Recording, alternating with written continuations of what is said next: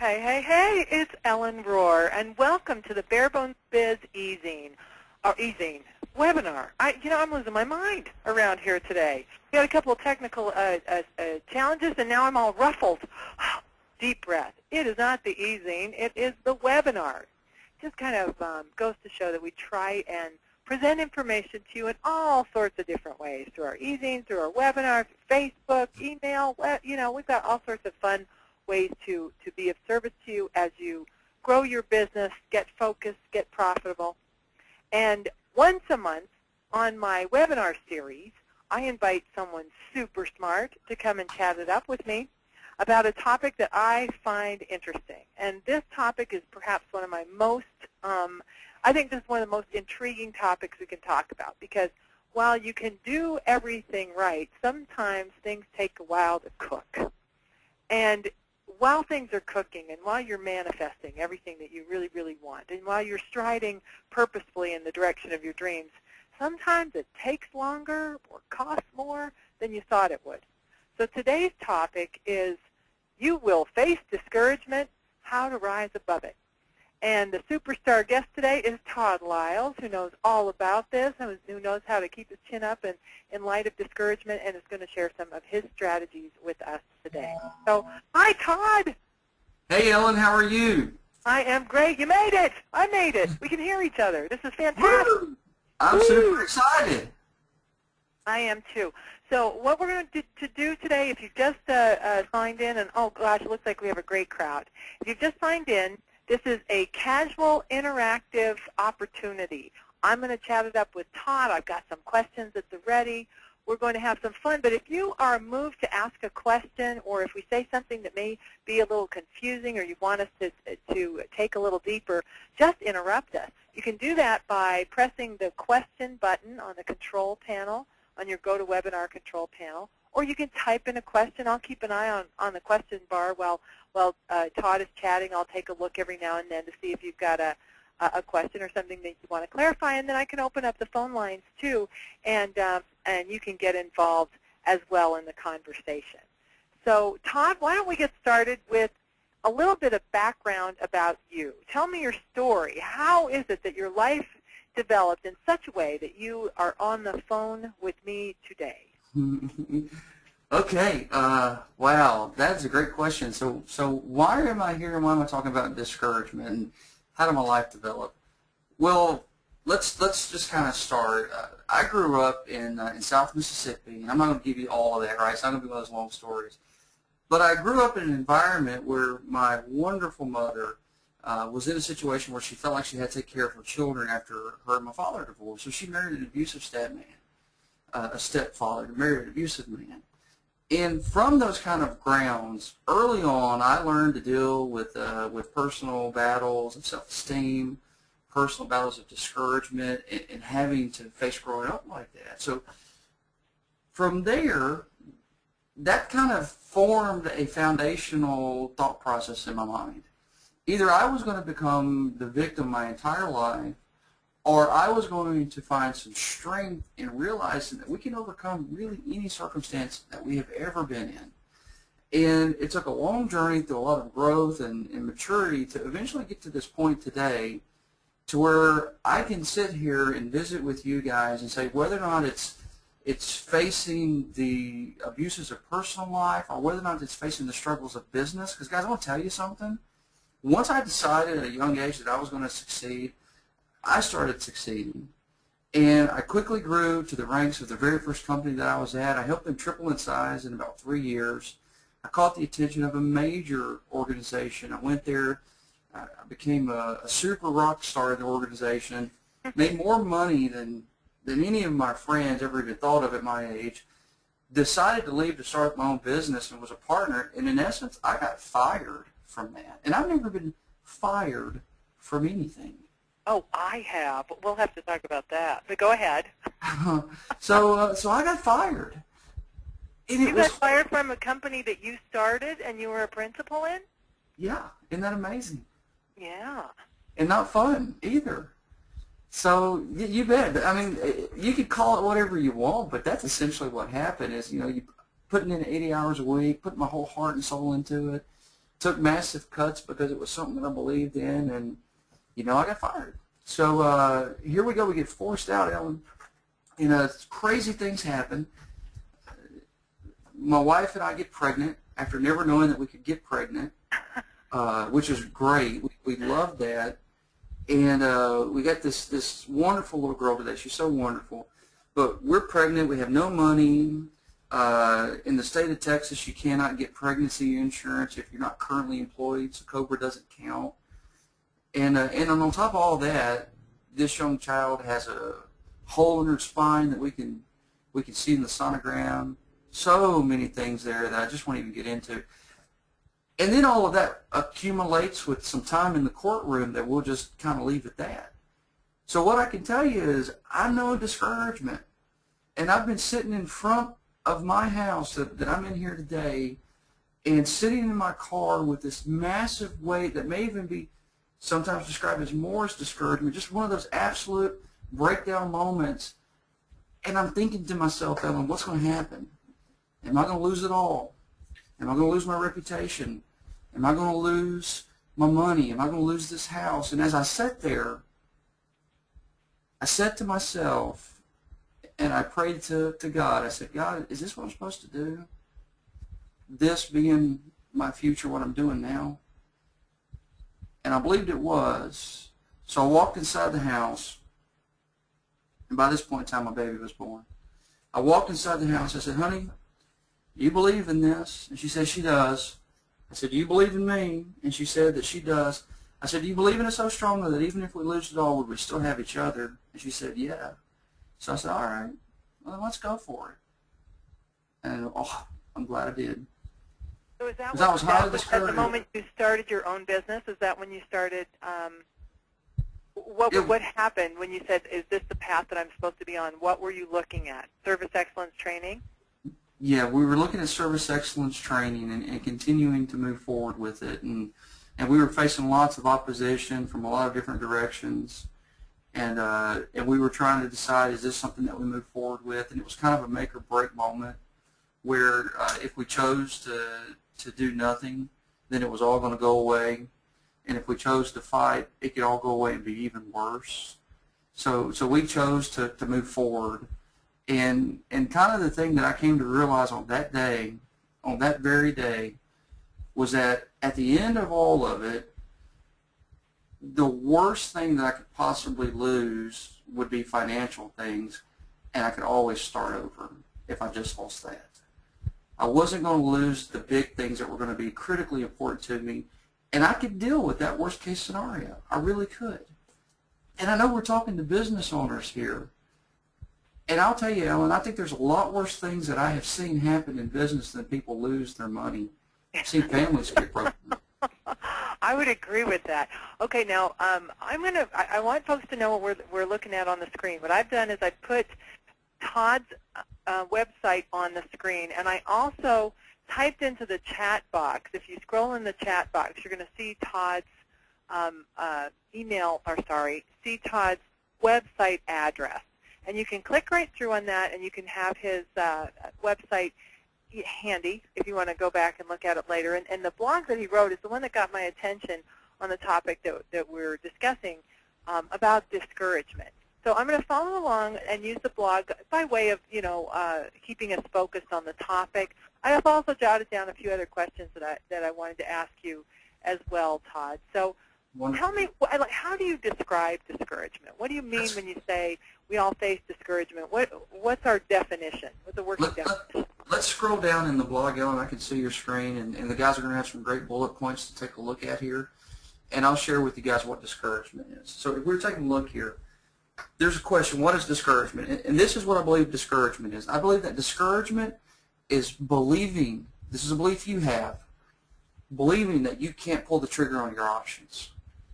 Now, I believe that's what discouragement is. I believe it's that you don't believe that you can pull the trigger on your options, so therefore you feel a certain way. Now, if we say what causes it, ultimately the cause is fear, okay? And these are the things that we fear here on the screen. You got 5 things on the screen here. First thing that we fear is disbelief. People really struggle with the idea that others don't believe in them. Now, you look at that on a lot of different levels. Oh, that's really, really important, because as you start to get, when someone does believe in you, it becomes encouraging. If that's withheld, or if someone flat out tells you, that ain't never going to work, then that can also have an effect on you. Can you rise above that? How do you keep their voices from creeping into your head? Well, I don't know that you can always keep them out. I think that if we're faced with it, it's going to get in there a little bit, and there has to be a very strong intention on our part when we start to hear these little bits of disbelief come into us. Other people are actively saying, or maybe not even, it's not active. Maybe you're trying to move something in your business, and as you're trying to lead, as you're trying to persuade, you look out amongst the oceans of your people, and they're sitting there silently in disbelief, and that's the case. Been there. Yeah. What do you think, guys? Are we ready? Not so sure. Yeah, they kind of judge them. So I think one of the things that we have to keep in mind is that there are all many different types of folks out there, but they want to see the evidence in the proof in the pudding, pardon me. And there's this little engine that nobody believed in, and I picked that for a very intentional reason. But once the engine went over the mountain, then people believed in him. And see, I think at what point, though, when you're getting discouraged, at what point, I think one of the challenges is, how long do you let an idea cook, and how long do you stick with it, and when do you decide that that's not producing fast enough and it's time to give up on that concept? Sometimes getting feedback from other people can be helpful, but right. I know that there isn't always a light that goes off that says, okay, you got the right answer. Sometimes you don't know what the decision should be. Do you stick with it, or do you abandon ship? I think you got to know what your strengths are, and I think you got to know why you're doing it. Rudy Rudiker, I think was his last name. Rudy from Notre Dame. Rudy, yeah. Right. I mean, what an amazing story, and for him it worked out. He stuck with it for 4 years, and he was able to create a speaking engagement career out of that. But if we really stopped and evaluated Rudy, was it really worth all that grueling punishment of 4 years of his life? Some might say it would be. But if we're talking about, when do we give up on something, I think there's a question that should come before that. Why in the world did we get into it? Was it one of our natural strengths? Should we have been there in the first place? Is it something that we really believed in? Because I can share with you, every single one of you, when you come up against an obstacle, if that obstacle is stronger for your reason for doing it, you shouldn't be doing it. You have to have a very strong conviction that what you're doing is special, it's unique, it's valuable. And not only do you have to have that conviction, there's a certain reality that, we all have strengths. Everybody. If you align your convictions with your strengths, you're going to be able to make it. You're going to be able to. So it would be like if I wanted to try out for the St. Louis Cardinals, chances are very good, no matter how hard I worked or how much I sacrificed, I'm still not going to have the basic capacity or talent to make that happen. And I think that's sometimes a challenge for folks to realize that. Is it a matter of me not just working hard enough? Is it a matter of me just being ill-suited for the particular goal that I've got front and center? How do you know? Well, there's a couple things that you can do. One of the things that I recommend for folks, and this is it's on topic, it's a little off topic, you can seek out, it is on topic. You can seek out expert advice. And I don't want to sound at the risk of trying to sound like you and I are over-promoting ourselves, but, experts are there for a reason, and one of their strengths typically is a strength of insight.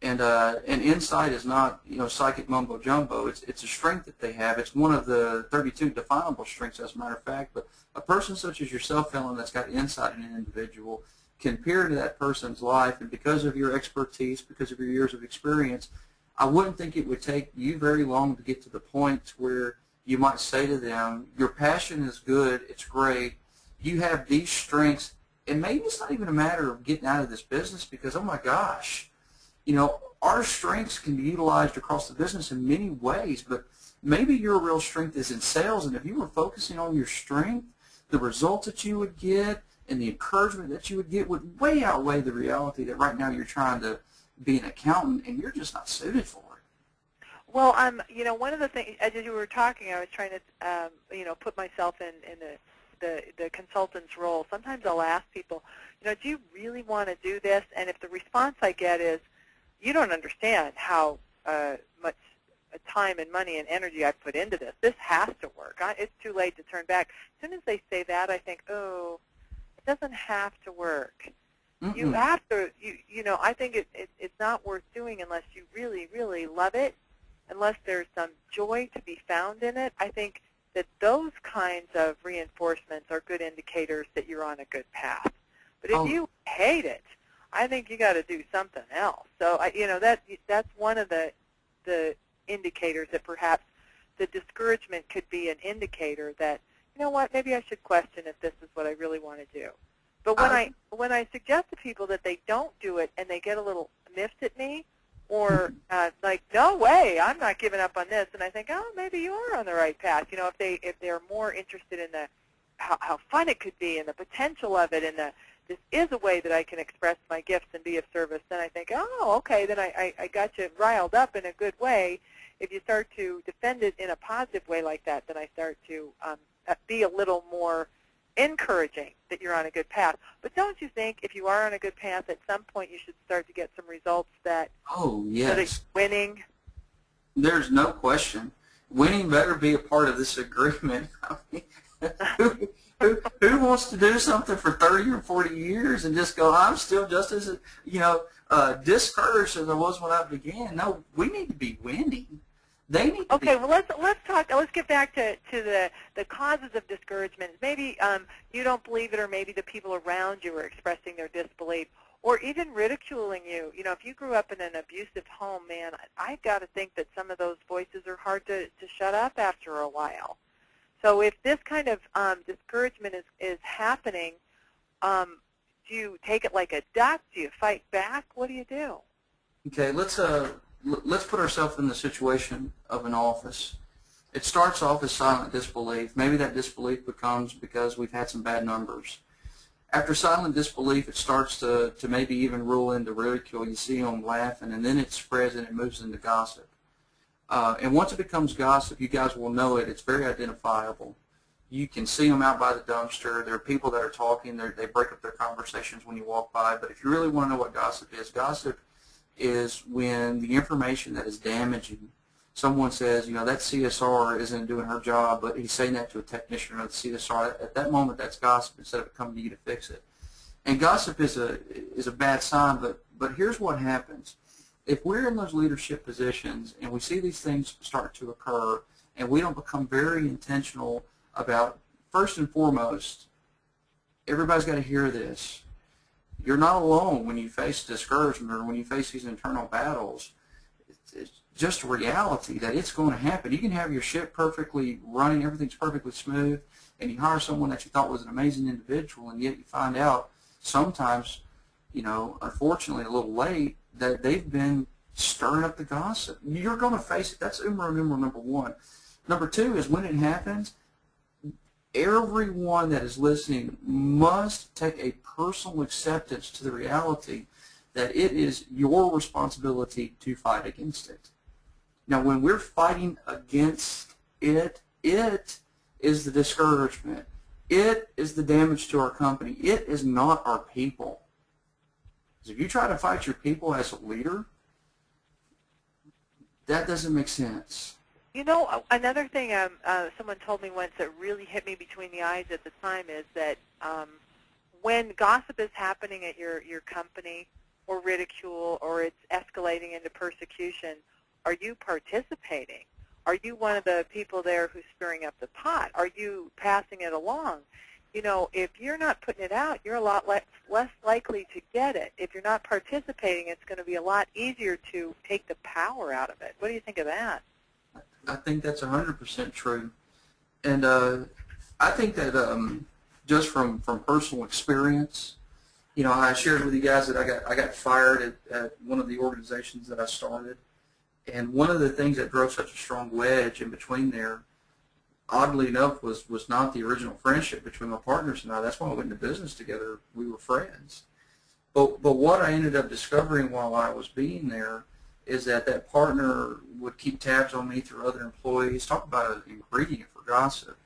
That built resentment with me against that partner. Why did you feel the need to do that? I mean, that is instantly gossip when someone below me in authority is going to someone else around me. I mean, it's just a horrible ingredient for a partnership.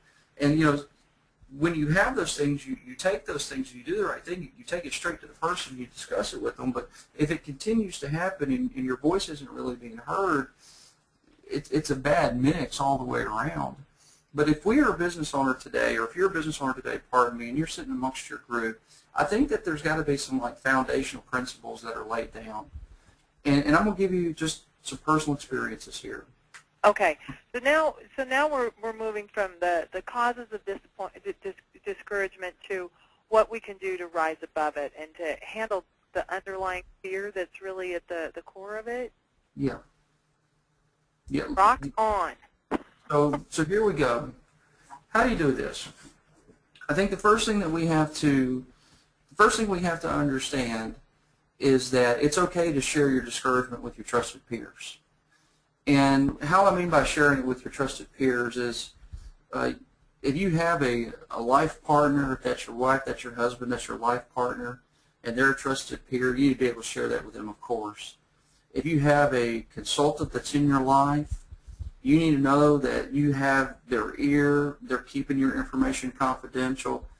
You need to know that you can share with them. Just the sheer fact that you can get that feeling of ridicule and persecution off of your chest is instantly going to make you feel better. You're going to be able to deal with it a little bit better when you do a little bit of an emotional dump. Don't ever emotionally dump on a team member below you. That is like a horrible, horrible thing to do for a lot of reasons. I hear you on that. I think that's really important that nobody wants to hear it. It's just going to escalate the situation. You have to go elsewhere. As a leader, that's one of the lonely burdens, isn't it? It is. You know, leadership is it's got followers underneath them. You're the tip of the mountain. You know, if we're serving, we're at the bottom. It's a lonely place.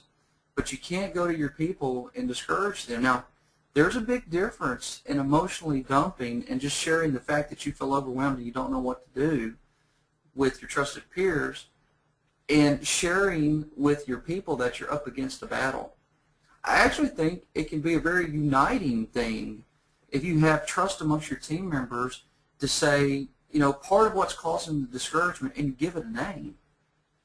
You know, obviously, don't give it a name if it's an individual in the community. You might give that name what that individual in that community is doing to you, but you don't say his name. You just say what it's like.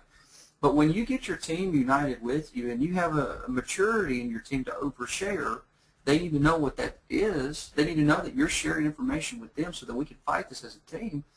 That's okay. You can do that. But here are some of the things that we've got to be very intentional about growing. We've got to be very intentional of keeping to that word called team. I'd say that last sentence again. You've got to be very intentional about what? We've got to be very intentional about keeping that word called team a reality. Okay, keeping the word called team.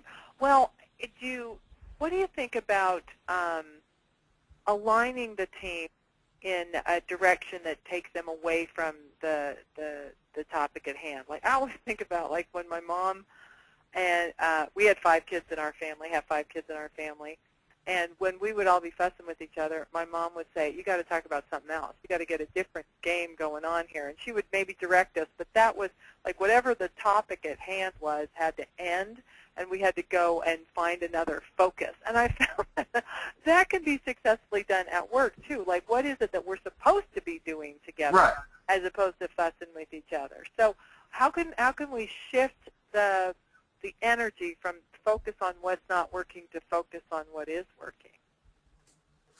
How can we shift the energy to focus on what's not working to focus on what is working? Okay, very good. Very good, and also very relevant, because I was speaking about this a little bit earlier. I think one of the things here is that we can't get hung up on what everyone else is doing. Specifically, if you're an electrical, plumbing, air conditioning contractor out here today, it's really easy to get wrapped up in conversations about what your competition is doing and are they doing better than you, or are they doing worse than you, or is that method that they're utilizing ethical? And we just get really hung up and can invest so much energy on those outside forces that we're never, just at some point in time just going, that's not important. What can we do to make this team more successful? What can we do to strengthen where we're at? And Ellen, we've all been here. I mean, there's no one that's not human. I know that at any point in time that someone gets discouragement, misery loves company. Yeah. And we want as much of it as we can. And it's the worst thing we can. I think I think you're hitting on something that's really challenging, because there is, like you said before, there's this idea of sharing and expressing your feelings, and there is a fine line between that turning into a burdensome dump of negativity. Oh, and yeah. So to share with people, and even have maybe a time limit. Do you mind if I share, some frustration that I'm having, and we're going to put a time limit on it. I'm going to talk for 3 minutes or 5 minutes. I mean, even with your most trusted advisors, at some point you're going to continue to to stir up the pot if you wallow in it. But if you state the challenge, you might be able to come up with some good advice and some resolution or something to behaviorally try to turn the situation around. Maybe we could get specific. And I tell you what we're going to do. If you're listening on a call and some of this is striking a chord with you, if you have a specific situation or if you have a question, go ahead and type it in or raise your hand. And in the meantime, I'm going to ask you about like a hypothetical situation, and you might help us resolve that. Let's do so it. Suppose you do have a new hire in your office, and you have put together some goals that are pretty beefy, pretty exciting to get you juiced up. Your team's a little bit nervous because it involves a stretch, maybe some sales goals that you've never, ever hit before. And the new person in the office is pretty intent on sharing with everyone how they used to do it at their old company and why you, as the leader and the boss, are pretty much up in the night to have established such ridiculous and unattainable sales goals. So maybe you overhear it, maybe you catch wind of it. In fact, let's take it two ways. If you overhear it, that's one thing. What if you catch wind? What if somebody comes and tattle? Okay. This is what I would say. Let's you be the person that's coming to tattle, Ellen. Let's role play this because I'm a trainer. Okay.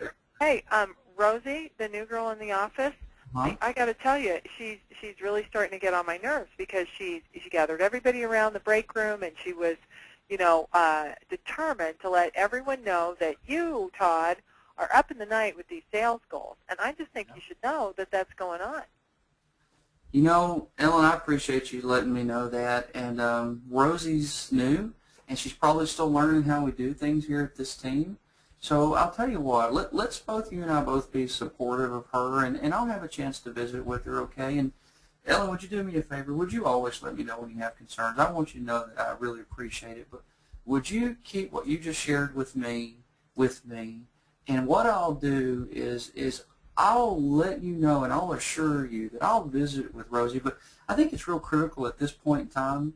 First of all, you need to know that I really appreciate you letting me know.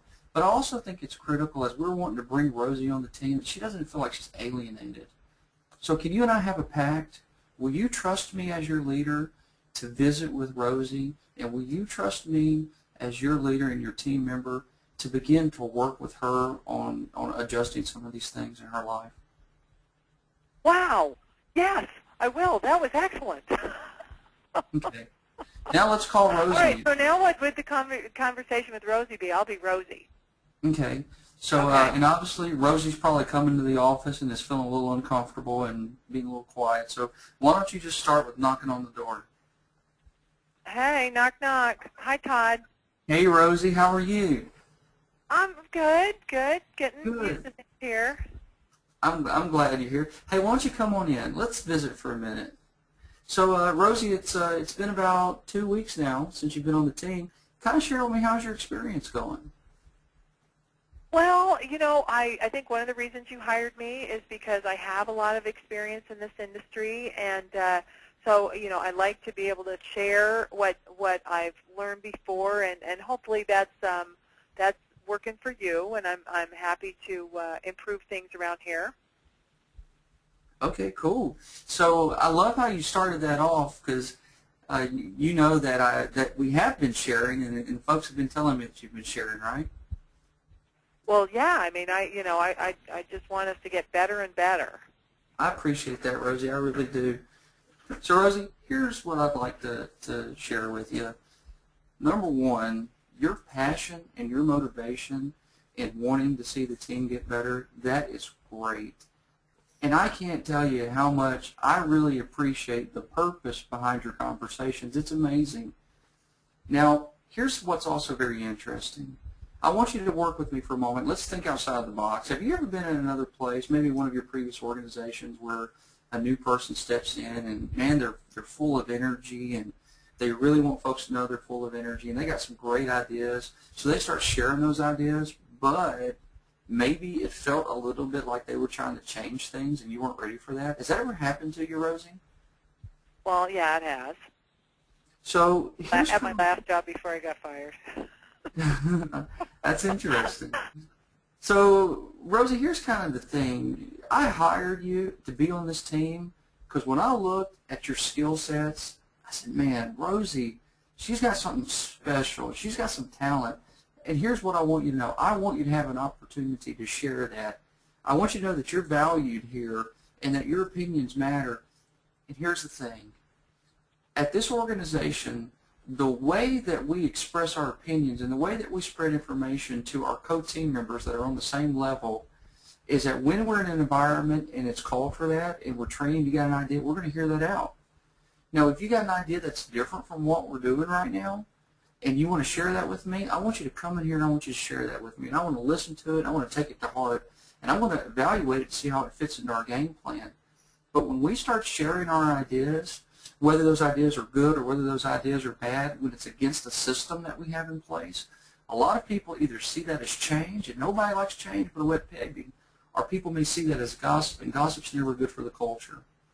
So this is what I want you to know, Rosie. I want you to know you can always come to me. And I want you to know that you are valued. And number one, you're not in trouble for sharing what you said to the folks. You didn't know. We hadn't set this parameter yet. But would you do me the favor? Would you bring your ideas to me? Because really, Rosie, if you want to get them implemented, I'm the guy that's going to do that. And you want your ideas implemented, right? Well, yeah, I think I could really be helpful around here. Well, I'll tell you what. Why don't you tell me what those ideas are? And now we'd have a nice conversation. I think you are a really gentle, kind person, Todd, and I think that really came across. I felt very comfortable and loved. I think that your style is delightful. As you and I chatted up, I might have a slightly different style about it, but I want to underline a couple things that you did that I think are really important. So, if you're listening on the call, the words you use may not be Todd's, but one of the neat things about a conversation like this is you might try Todd's words on for size. We're recording the webinar. You can play it back. You can listen to it. You can try the approach. It was very validating to both team members and yet very straightforward in terms of I'm the guy. I'm the terminal to talk to about these things.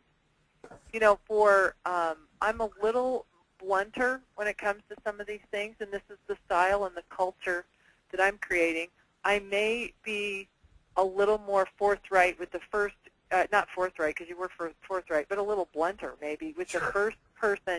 I want to underline that you said, let me talk to her. That's going to be my responsibility. I thought that was really good, and to be clear about that.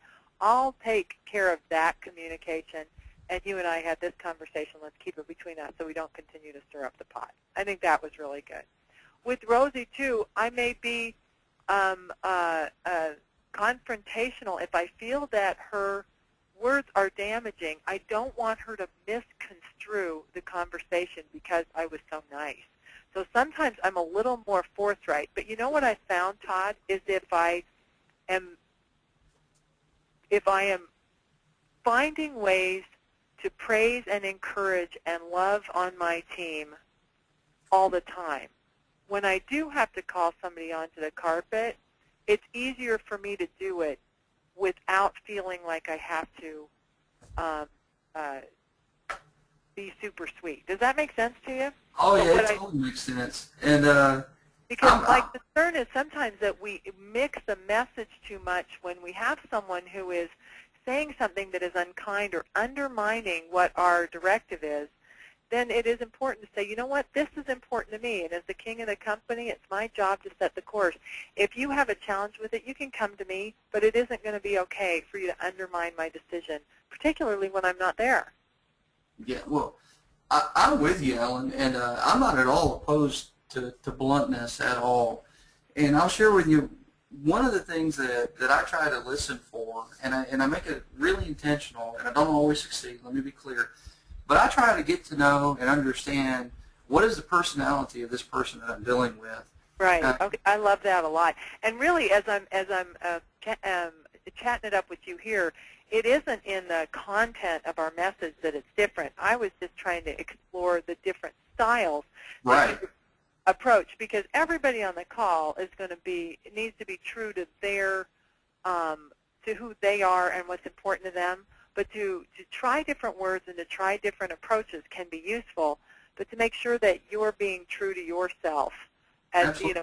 true to your style, that you're saying words that are authentic to you, Right. I think is also important. But go back to your point. I just wanted to underline that this is style differences, not content challenges. Right, and you know what's fascinating is I wouldn't have done this before in the past, but today, before someone would come on the team, and everybody that's on this team here has done this, we take them through a pretty intense personality profile. And after we're done, and then we train on it together. We talk, what is this person, what's their communication style, how do they communicate with each other, and how do they like to be communicated. So by the time we're done, everybody gets these profiles, and they're displayed, and it's always in our thought process or literally on the desk. So if I'm visiting with my trainer, which is Terry Barrett, he is such an off-the-chart D, I'm not going to hurt his feelings at all. And if I try to beat around the bush, I'm not going to communicate with him well either. So if he did that, I'd go, Terry, look, you can't do that, buddy. You know I love you, but stop it, knucklehead. Right. And it would be the only message he would need to hear. You know, I think that's important. Now, what Todd just mentioned is you mentioned D, so you're referring to disc profiling, D-I-S-T. Okay, and I use a program called Flag Pages, and there are several variations of this, but again, it's more style than substance. They all are pretty much focused on 4 basic personality types. At Bare Bones Biz, we use Flag Pages, flagpages.com. DISC, D-I-C-S, is a very valid, well-respected approach to personality mapping. And what you said is so important, that if someone is a D, a driver, a get-it-done, matter-of-fact guy, if you approach him in a way that he's going to hear it better, which is just like you described, you're going to be a lot more successful. Right. However, if someone is an S, or a steady-on person, what you might emphasize is, I know change is hard. This isn't your favorite thing to do, is to have the sand shift under you, but that is what's happening. We're going to change. We're going to try something different. And so here are some of the things that are going to stay the same. Here's how our process for change is going to feel like business as usual. Right. That's going to be better received by someone who is maybe the underlying fear is that things are going to radically change. Or Absolutely. With a driver, the underlying fear might be that they're not going to be in control. Does that make sense? Oh yeah, you're dead on. Ellen, let me ask you: Are you a driver high expressive? Are you both high in the expressive influencer and driver side? And now, how good are you at that? I have a super off the charts high I and a darn high D. So I love, love, love to have fun. I like everybody to be happy. I'm all about the one who's going to be throwing the party in the afternoon. However, I like to win, and so that's where my D comes from.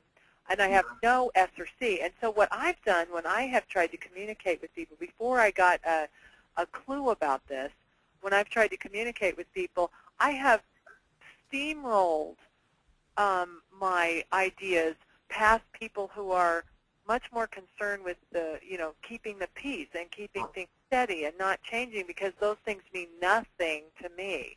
So also knowing who you are can help you be a little more accommodating of other people's communication style. Yeah, absolutely. And you know what else it does? We're on this topic of discouragement. It also helps us understand that. Because if you're more about that, because I think this is a nice little bunny trail that's helping us get some tools to actually deal with discouragement. So tell me more about that. So let's talk about this. We got to take into consideration our values and also our profiles. And if I'm a high driver, like that's my highest part about who I am, discouragement comes to me pretty hard because I'm a freaking freight train. You put it in front of me, I'm just going to barrel right the heck through it, and that's okay. And you find this in entrepreneurial spirits, they just gun. Now what I have seen is that when they get discouraged, when the steam runs out of their steam engine, oh man, some of these high profile guys can be some of the toughest ones to get back on the horse. They need a little extra boost. Now if I'm a super expressive person and my high I is way up there and it's exceeded above everything else, and I'm a high I too, Ellen, so I speak from experience here.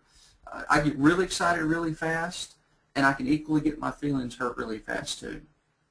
And I don't.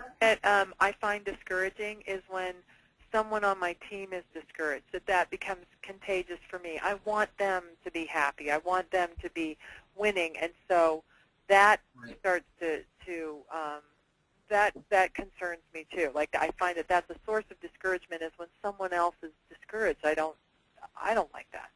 Right. And so for us, the cool thing is, as long as we get a little boost of energy back into our system, we get a little win, which is true for everybody. But we get a little win. Well, we're back on. Woo! We're back there. In there. And sometimes it just takes a little. We don't stay discouraged for long. So someone who is more, for whom consistency and steadiness is a priority, is something that's motivating to them. And this is someone like, I love this characteristic in someone who's going to be taking care of the accounting or even customer service. Someone who's going to make sure we follow the procedure, that we keep things consistent and beautiful all the time. What are the discouraging, what's unique about discouragement or rising above discouragement for that person? What's interesting, and let's talk about the analytical type mind, the person who's doing the books, bookkeeping, they're very good at it. What's interesting about this person is they're already probably fairly naturally quiet. So our sensitivity level for how much they speak, if we're a D or an I, we think it's not much already. And when they start to get overwhelmed or they're feeling the pressure and they're beginning to feel like they can't accomplish their task, discouragement's going to start seeping into their being because it's like it's killing them. They can't do what makes them happy. And so they start withdrawing and avoiding. And sometimes, people like us, Ellen, we don't even see it because we're like, hey, they don't talk much anyway. They're just a little bit lesser talking. Yep, I can see that. Yeah, so it's just a little subtle cue, and we may not know that the stress is building up until some magical thing happens. And by the way, this happens in all of us. We've got two sides to us, right? We got Dr. Jekyll and we have Mr. Hyde. We find out about it when they completely flip out. When we ask them a question, they bite our head off, and we're like, whoa, where did that come from? When in reality, it might be just a matter of going, Becky, I see you're a little stressed. Tell me what's going on right now. Are you feeling like your plate's a little full? Or is your plate full? And tell me what can I do to help you? And then now Becky's probably going to, instead of telling you what you can do to help her, Becky's probably going to tell you what everybody else is doing in the company that's making her life more difficult, because I got this. I'm the high compliant. I'm the high analytical. It's not you helping me. It's get your technicians doing their paperwork right so it stops taking me so long. Mm-hmm. And then, and they're not always necessarily quick to come to you and point out some of the details of that. But the really cool thing is if they're really true high compliance and they start telling you what they see as a problem, there's a pretty good chance that they're not putting a lot of emotion into it. They're telling you facts. You start getting those issues fixed, they're probably going to perk right up and be happy again, and boom, their discouragement's gone. I think this is really interesting. I'm going to type into the chat box. We use something called flag pages, and Todd's talking about DISC, and DISC stands for the driver. What's the I? It's influencer. Influencer. Then the S is? The S is the stable, and sometimes referred to as amiable. It's the 45%, the majority of the population, the go with the flow guys. Okay, and then the C is?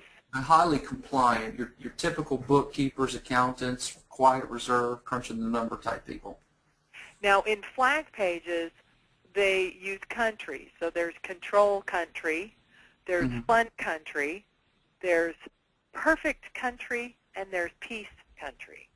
So the same basic aspect. Now, every one of us has all of that in us, you know. But some of us are more comfortable in one country or the other, or will be more likely to express certain areas of their personality more than others. And I think something like this could really help you deal with your own discouragement, as well as be a good communicator and honoring and respectful of how other people may handle challenges and the deep underlying cause of fear. So as we move from the personality aspect of it, or maybe integrate this in this next question, Todd, if fear is the underlying issue of our own discouragement, you feel like, you know, I'm fearful that I'm on the wrong track, that my goals were too high, that I'm not cut out for this, or maybe that's the fear that's underlying the gossip. Man, I found that so often in team members.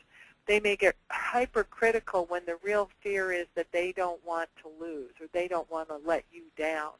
If fear is the underlying cause of all this, how do we get to that conversation? All right, here we go.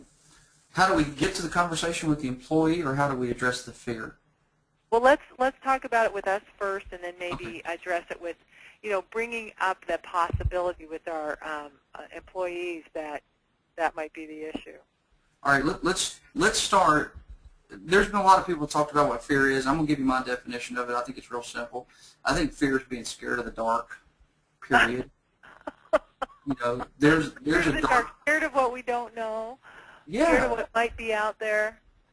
You got it. I mean, yeah, I love that. Fear is being scared of the dark. I don't think about things in the middle of the night anymore because they're too scary when it's nighttime. When I wake up in the middle of the night, I don't think about it. I go back to sleep. That's awesome. It took me like 20 years to figure that out. That is awesome. So if fears are, you know, being scared of the dark, when we start asking questions and start paying attention and start looking, it's turning the light on. So most time people won't go into, you know, a dark area, but they won't even shine a light into it. I mean, come on. Shine a light in there. What's in there if you asked a question? You might find exactly that there's a treasure in there. It ain't even scary. You just thought it was scary. So once you see it, whatever it may be, you shine a light in there and you go, oh, what's in there actually still kind of scares me. It's a confrontation with an employee that I don't want to have. Here's the next thing to keep in mind. Chances are super awesome that if every day you got up and did the thing that scared you, you would end up having a very free life in a short period of time. It's funny because I was talking to a fellow yesterday, and he described coming back from the brink of disaster. He had gotten way upside down with the IRS. He had reduced a massive multi-$100,000 IRS debt down to nothing, and at the same time he had overcome a serious health crisis, and he survived a divorce, and he was telling me this whole story, and I was just struck with this idea of, I bet nothing scares you anymore. And he said, oh, no, bring it. I mean, so some of the things that you've been through, actually, when you survive them, you start to think, well, that wasn't so bad. Yeah, it's not so bad. It wasn't so I survived that. Bring it. You know, people who go flat rate. If you've been charging by the hour and you transition your company to go flat rate pricing, boy, that puts that'll get your attention if you've done that. Absolutely. You know, and so many people are so scared of that, they think they're going to lose all their customers. Yeah. If we really raised my prices, I was so scared of that. But you know, sometimes the Dale Carnegie says that if you let wash over you the worst that can happen, and you can deal with that, that can kind of take the charge out. Is that what you mean by shedding a light on it? Yeah. I mean, well, kind of. Here's kind of what I look at it. we're scared of the dark. When we start asking questions, in other words, we start gathering all of our options. Okay. We start saying, what's the worst thing that can happen? What happens is that room lights up. And when that room lights up and we look in it, what may be in that room is nothing at all to be scared of. And we go, well, golly, why didn't I go in there? We may look in that room and peer into it and go, holy smokes, that actually is scary. That is something that, you know what, I do not want to wrestle with. Now, two things to this, okay? Now what you just said about what's the worst case scenario, you may go, I don't want to wrestle with that. And then I say, well, what happens if you did wrestle with it? Could that thing, you know, take your money? It could take a little bit of it. You bet you it could. Okay, so it could take some money. Is it going to take it all? Could you never make any more back? No, I can make it back. Is that thing going to take your life? No, it's not going to do that. Is it going to take this, this, this? And at the bottom of the line when you go, okay, wait a minute, let's evaluate this. That thing in there that you're scared of, right now it's costing you what you think is going to take 3 or 4 of your customers, so you're not doing it. If I add up the value of those 3 or 4 customers at the current rate you're charging them, we're talking $6,000.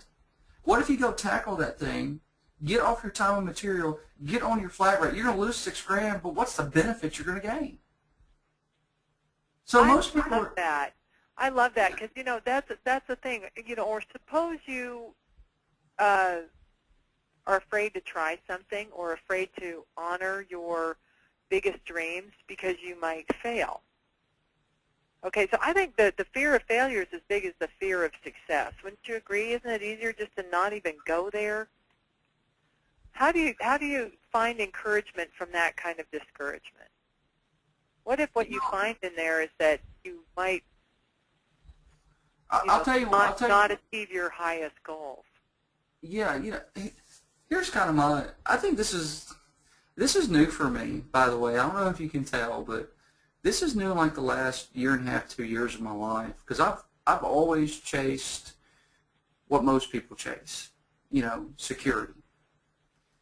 Once I accepted the reality that security is like a false lie in of itself, what I began to realize is that by not doing things the way I want to do them, by not taking those risks from really smart people that have been there before me, by the way, they've already been there, what I have to lose more than anything else is time.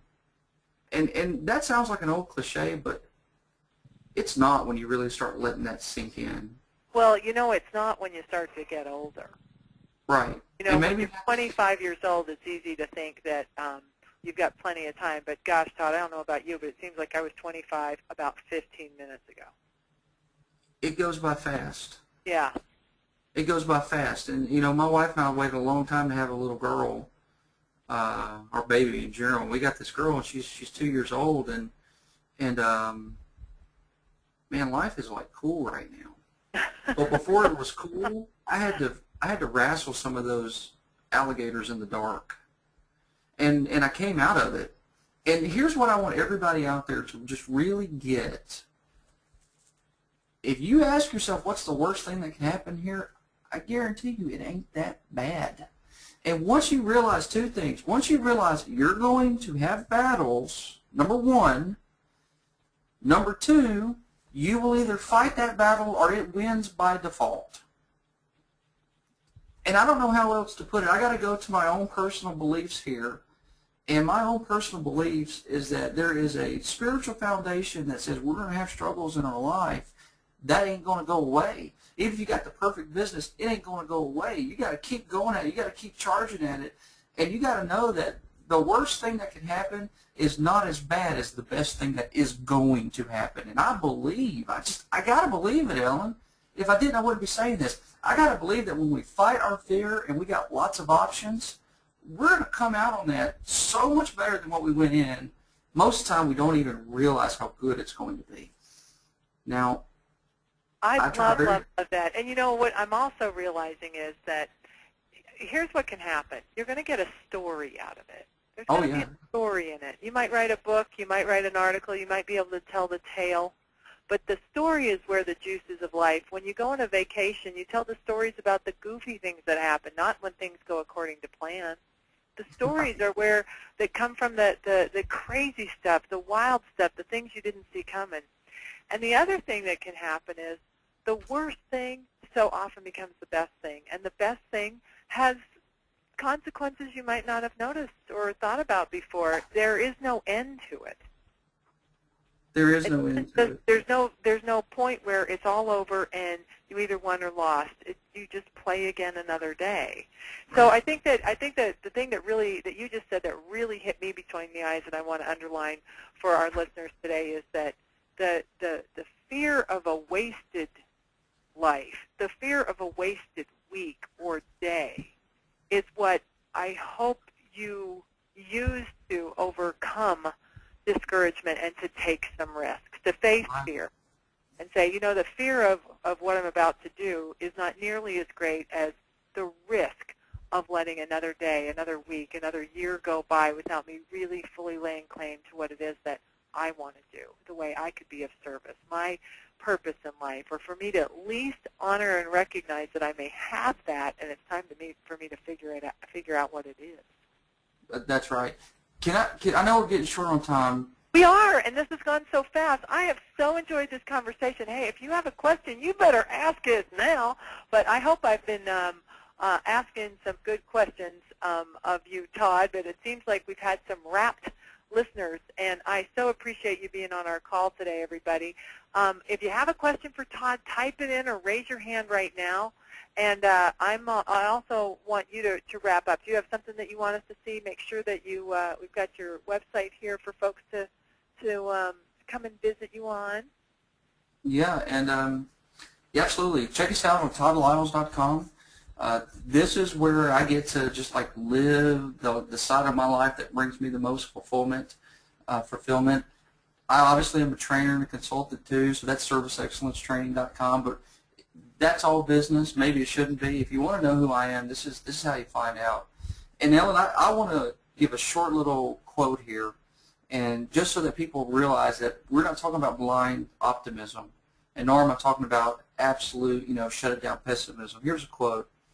There's no difference between a pessimist who says, oh, it's hopeless, so don't bother doing anything, and an optimist who says, don't bother doing anything, it's going to turn out fine anyway. Either way, nothing happens. I'm not saying that.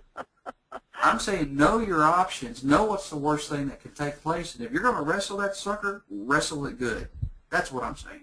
Oh, I think that's lovely. Well, I also want to let folks know, I'm going to type this in the chat box too. I put in the flag pages, I put in Todd's website, and I'm also going to put in, I want to remind you all about the challenge.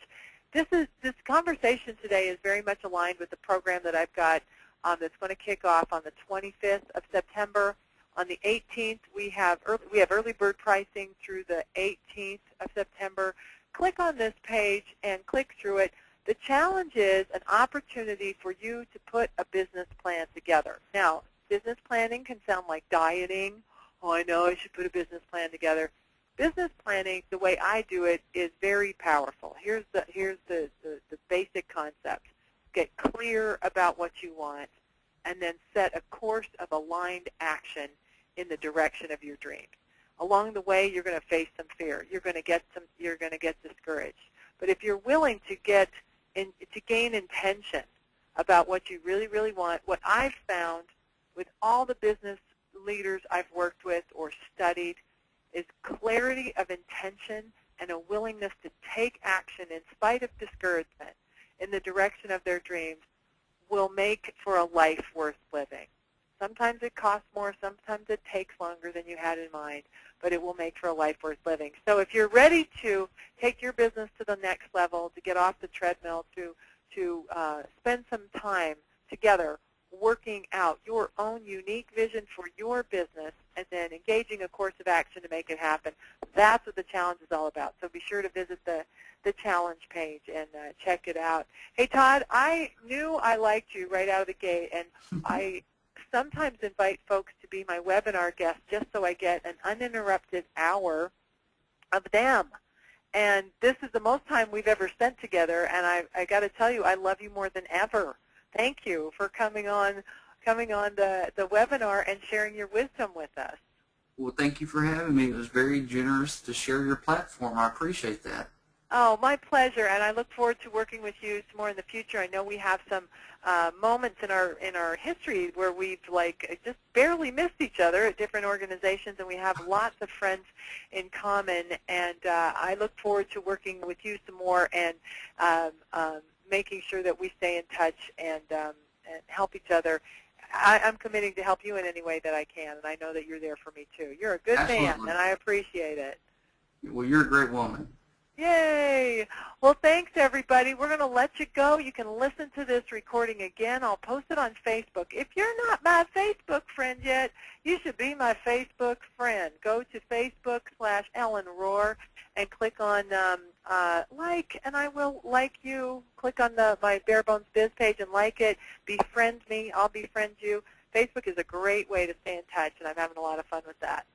My son, by the way, doesn't let me be his Facebook page. He's 26. I figure I can give him that modicum of privacy.